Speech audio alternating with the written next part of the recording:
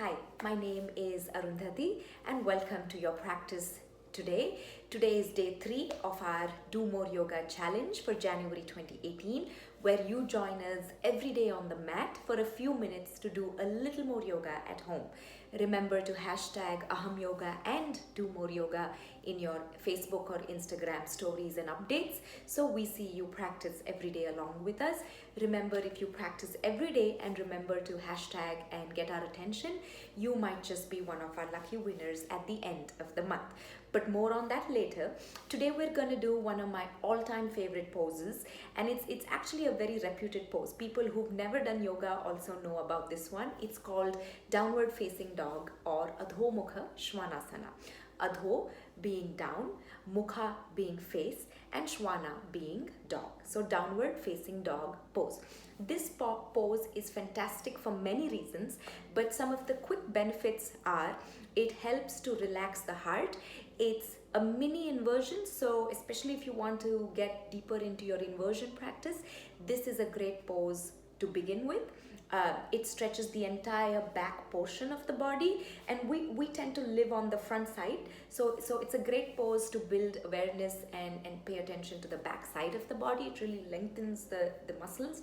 It releases any lower back tension, and especially if you're somebody who's active and you're running and you're biking or you're dancing all the time, then this is great for your glutes, hamstrings, and calves. All right. Initially, if you've never done this pose, it might take a little bit of getting used to. Eventually, it will begin to be a rest pose. It is one of the most commonly practiced yoga poses in modern day yoga classes, and it is good to know what to do correctly and what not to do in this pose. Okay, so that's what we're going to do today. You're going to literally just do one pose in your practice, and we're going to really aim on doing this well and doing it a few times. So I'm just going to adjust my camera height right here so you get to see the mat a little more clearly. Okay, but there we go. So let's begin. You want to have a non-slippery surface for a yoga pose like this. Downward facing dog is a weight bearing pose, so you will have weight on your hands and your feet. We're going to do a few rounds, and in each round we'll keep adding a little more every single time. So let's get started. Before we begin, let me give you a visual of what this pose looks like. Okay, so you are balancing your weight on your hands and your feet. Okay, and the head is dropped. This is the outer form or the outer shape of downward facing dog. Right? So the most common mistake in a pose like this is the distance is often inadequate. What I mean by that is people just put their hands down and lift their hips up, and sometimes the pose becomes too narrow or the pose becomes way too long. The best way to find your distance is actually to lie on your abdomen and to bring your palms to your mid-chest or mid-ribs. Once you're here, hug the elbows in, roll your shoulders back, excuse me, curl your toes in, and then lift yourself up. Just gonna center myself a little bit.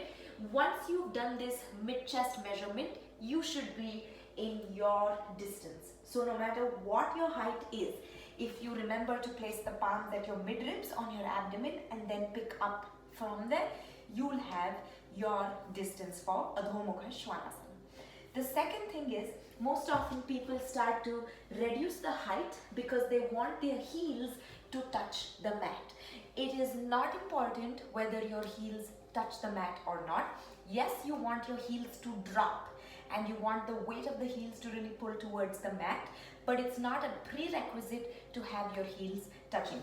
So when you come up in your down dog, if your heels are elevated, just do your best to push down onto the mat, but they don't have to touch. You could even, if you have the time and you are someone who works with props, you could always add a foot wedge or a roll blanket to have something to press down to. It just gives it a better, gives you a better experience of the pose.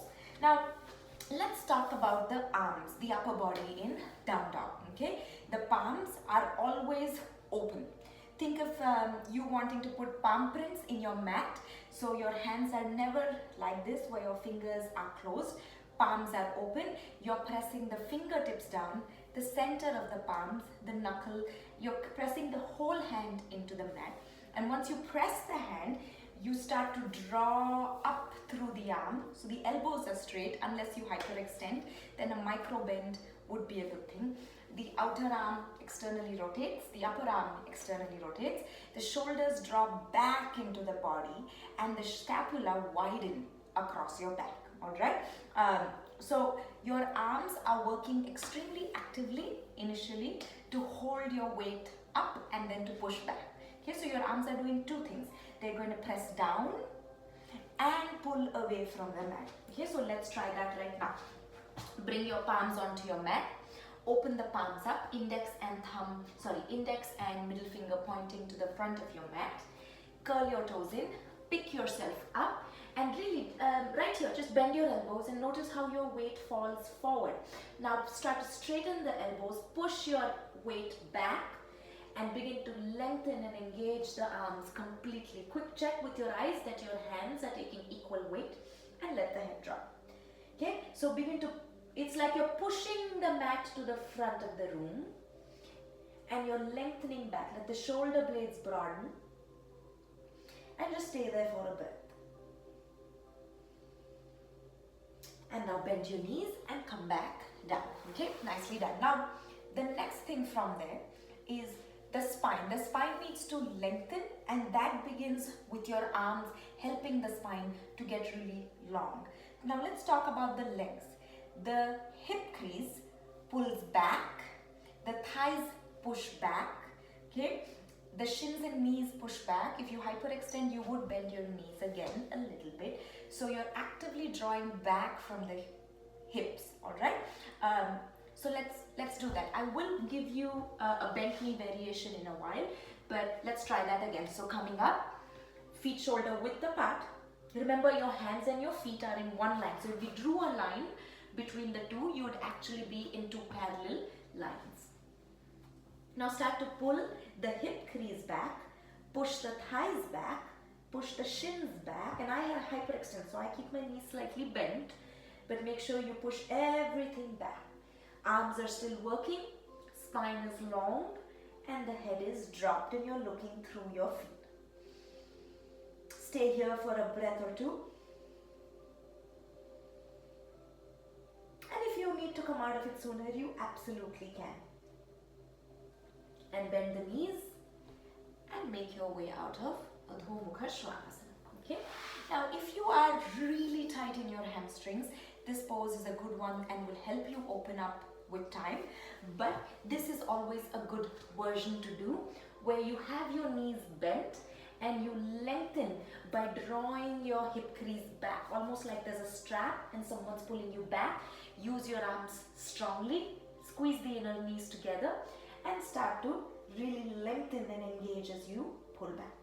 Eventually, yes, you can straighten the legs out. Okay? So there you have it, adhomukha swanasana. It's got several other alignment cues that we'll keep building on in the weeks ahead, but this is a great start point.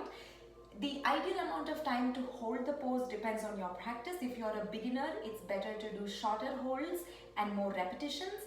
If you're someone who has more experience and you've done this pose many times before, then make sure you do longer holds. As long as you have good form, it's not about the number of times you do a pose, it's really about the quality and the inner experience of the pose. Okay, so there you have it, adhomukha swanasana for today, downward facing dog. Remember to do this. At least we've done it a few times in our video, but feel free to do it a few more times at home as well. Thank you for tuning in. I'll see you tomorrow with a new yoga pose and a new sequence to practice. Until then, remember to subscribe to our channel, and we look forward to seeing you here again tomorrow. Bye-bye.